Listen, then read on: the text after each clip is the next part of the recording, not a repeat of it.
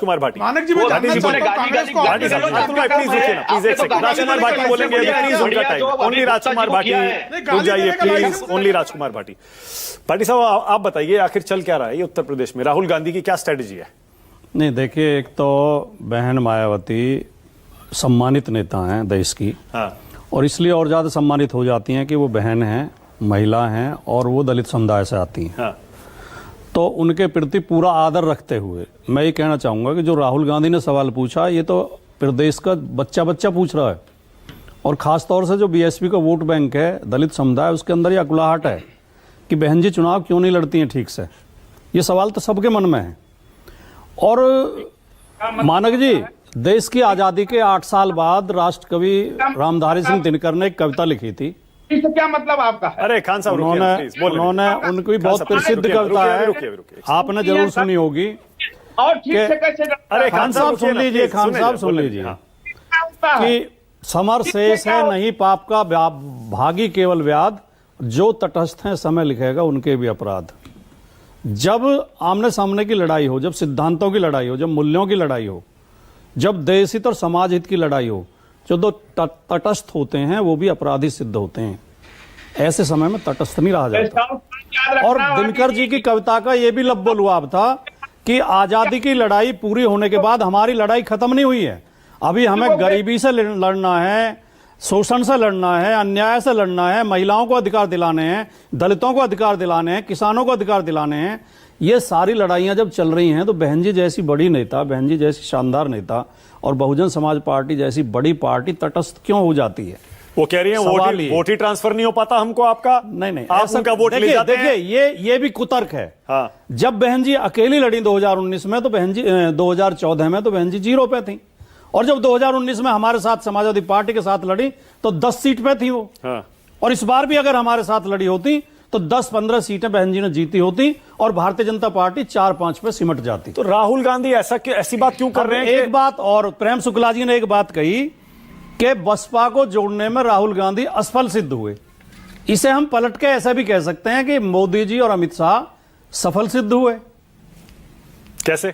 उन्हें रोकने में कैसे बताइए? या ये भी कह सकते हैं मोदी और अमित शाह का नाम ना भी लेना चाहें, ईडी और सीबीआई जो सफल सिद्ध हुई, हाँ, उन्हें रोकने में गठबंधन में, जैसे यूपीए के समय होता था, इंडिया गठबंधन जैसे यूपीए के समय होता था। सबको पता, शीशे की तरह, जिस तरह दीवार पर लिखी इबारत कहते हैं, नहीं कहावत है कि दीवार पर लिखी इबारत की तरह साफ दिखाई दे रहा है।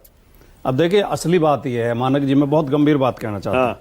भारतीय जनता पार्टी के शासन में भारतीय जनता पार्टी 2014 से पहले इस देश में गरीब गुरबा के लिए, दलितों पिछड़ों के लिए, अल्पसंख्यक समाज के लिए ज्यादा काम नहीं हुए, लेकिन जो भी थोड़े बहुत काम हुए भारतीय जनता पार्टी ने सब रोक दिए हैं। आज आरक्षण खतरे में है। आज स्थिति है, मैं 10 भर्तियों के रिजल्ट आपको दिखा सकता हूं जिनमें जनरल की कट ऑफ ओबीसी से नीचे जा रही है। अच्छा भाटी जी सुनिए ना, आप मेरी बात तो सुन लें। बहुत जब मैं गंभीर बात कहना करता हूं आप टोके मत करो। अरे मैं ये सच्चाई बताना चाहता हूं। वो ठीक है, वो सारे मुद्दे उठाइएगा, लेकिन मैं कह रहा हूं जिस पर थे उस पर लौट आइए ना। आपने अभी कहा मोदी और शाह ने रोक लिया सीबीआई ईडी के डर से। अरे आप ही के नेता अखिलेश यादव खुलकर कह चुके कि कांग्रेस ने भी यही किया था हमारे साथ। किया था या नहीं किया था बताइए? आय से अधिक संपत्ति के मामले चले या नहीं चले? वक्तव्य तो पूरा हो जाए, मैं तो कम ही समय ले रहा हूं। हाँ। फिर आप सवाल करना। बोलिए। एक तो जो दलितों और पिछड़ों के हक में लड़ाई चल रही थी, भारतीय जनता पार्टी ने उसे रोक दिया, इसलिए सबका इकट्ठा होना बहुत जरूरी है। दूसरे, जहां जहां दलितों पिछड़ों को लाभ मिलता था वो भर्तियां रोक दी हैं, निजीकरण किया जा रहा है। तीसरी बात, हमारी मांग जाति जनगणना की है, भारतीय जनता पार्टी एकदम उसके विरोध में है। हम सब चाहते हैं जाति जनगणना हो। दलित उत्पीड़न की घटनाएं जहां जहां भारतीय जनता पार्टी की सरकार है, आज भी दलित दूल्हों को घोड़े पर चढ़ने से रोका जाता है। राजस्थान में इनकी सरकार बन गई, एक दलित दूल्हे की बारात निकली है, उसमें जो 50 बाराती थे वो 250 पुलिस वाले थे। पुलिस के संरक्षण में दलितों को बारात निकलवानी पड़ी। मायावती जी को दलित इस बार वोट नहीं देगा ना, तो जब भी चुनाव आएगा? नहीं, मैं ये भविष्यवाणी करने का ना मुझे अधिकार है ना मुझे। तो किधर जाएगा फिर? लेकिन दलित समुदाय किधर जाएगा? दलित ने अपनी जगह बना ली है पीडीए के नेतृत्व में, अखिलेश यादव के नेतृत्व में। दलित, ओबीसी, अल्पसंख्यक, कम से कम उत्तर प्रदेश का तो एकजुट हो गया। कोई पार्टी आए ना आए, पीडीए एकजुट हो गया और वो समझ रहे हैं। और ये अखिलेश यादव ऐसे शानदार नेता हैं जिन्होंने 2 जनरल सीट पर जाटव समाज के प्रत्याशियों को उतारा, अनुसूचित जाति के प्रत्याशियों को उतारा। तो अच्छा, भाटी जी, ये ओके, प्रयोग जो अब अखिलेश जी जवाब कर रहे दीजिए हैं। ना। हाँ, कब बात तक बचेंगे? पूछिए। हैं? कब तक बचेंगे? नहीं, जवाब आप दीजिए पूछिए, ना। मैं बिल्कुल जवाब दूंगा। मान लीजिए ना, किसी सवाल से वही बात दोहरा दीजिए जो आपके नेता अखिलेश यादव कहते थे कि कांग्रेस के समय भी मायावती और अखिलेश। साफ है, कांग्रेस आए ना आए, राहुल आए ना आए, इन्होंने चैलेंज कर दिया।